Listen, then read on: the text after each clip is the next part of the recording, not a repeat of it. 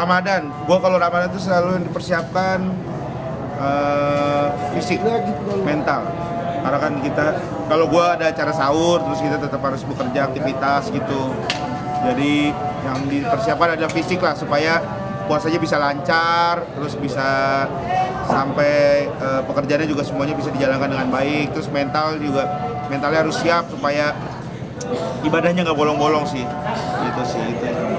Selain persiapan itu mungkin biasanya suka ada tradisi nggak sih Kak kalau Ramadan? Tradisi. Kalau Ramadan ya nggak ada sih tradisinya mah. Kayaknya kita nggak ada tradisi gitu ya. Ya udah kalau misalkan puasa itu biasanya udah nyiapin diri aja, nyiapin diri kita gitu masing-masing, keluarga segala macam. Dengan seperti apa Bang menyiapkan diri?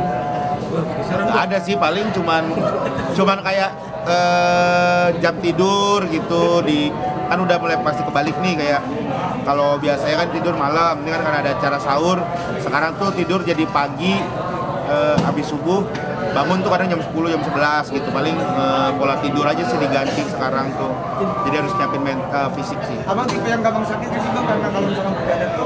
Kenapa? Tipe yang gampang sakit nggak sih kalau bergadang gitu? Alhamdulillah sih, tahun lalu kan juga sahur ini kan ada punya program sahur. Tahun lalu sih alhamdulillah lancar tuh 30 hari.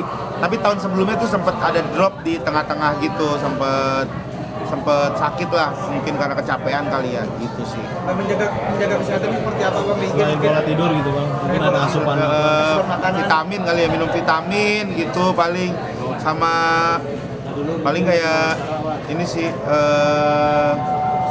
apa ya vitamin sih, paling vitamin, terus ya kosongin waktu biasanya yang juga nggak di-fullin banget gitu, ada waktu buat keluarga gitu biasanya sih. Kalau makanan dijaga Bang? Makanan biar tenaga ada gitu, jadi nggak sembarangan gitu loh kalau misalnya minyaknya takut sakit atau apa gitu. Enggak, karena minyak nggak tahu ya, gorengan di bulan puasa tuh enak banget, bener dah. Gorengan sop buah tuh paling enak tuh bulan puasa, nggak tahu ya.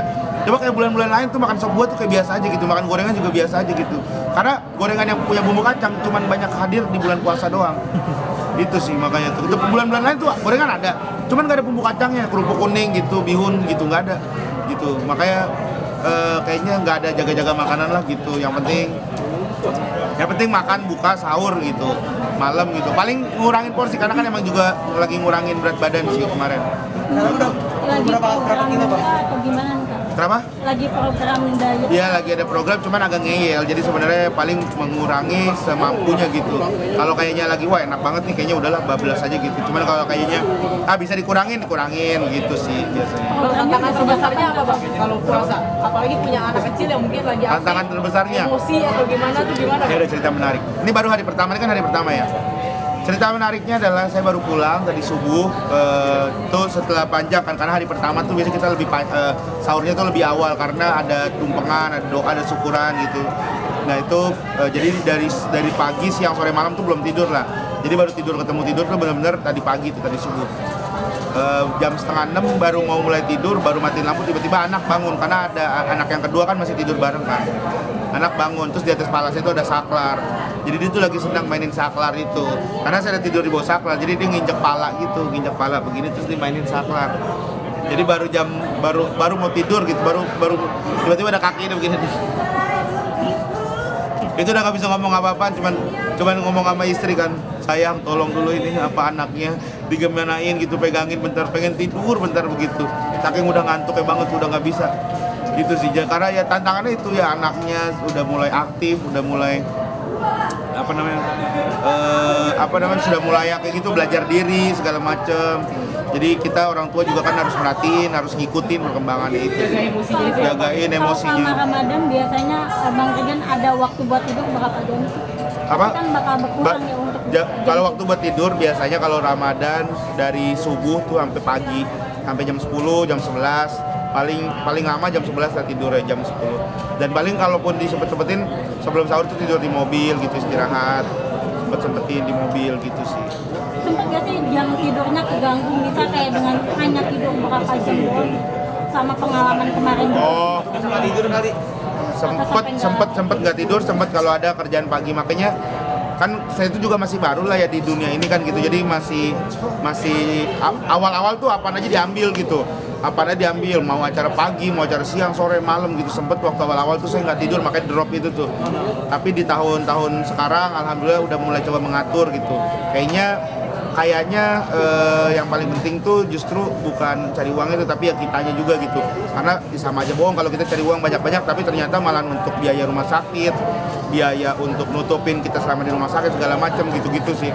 Jadi akhirnya sekarang kita mulai mengatur waktu itu sih. Gua pribadi mulai mengatur waktu.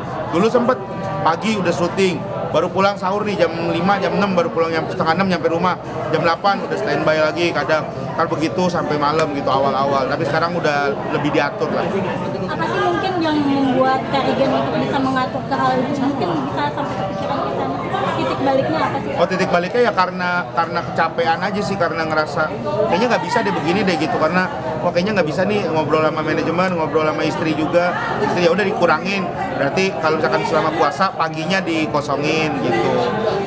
Artinya mau membagi waktu untuk keluarga juga gitu ya? Ya, untuk keluarga, untuk istirahat gitu juga sih.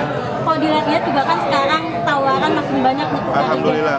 Melihatnya seperti apa nih Kak? Mungkin untuk Karigen sendiri dengan karirnya? Ya alhamdulillah lah, tawaran makin banyak, rezeki makin banyak ya alhamdulillah. Untuk ya ini momentum lah gitu. Kayak begini tuh buat kita sebagai seorang seniman tuh ini momentum gitu, harus dimanfaatkan dengan baik ya. Gue mencoba untuk memanfaatkan ini, mencoba untuk terus berkarya di televisi, dimanapun, di stand up segala macam, gue terus berkarya itu sih. Jadi tetap gue syukurin lah, gue nikmatin semuanya, gue jalanin. Oke Pak, kemarin kan ada juga momentum abang nih viral.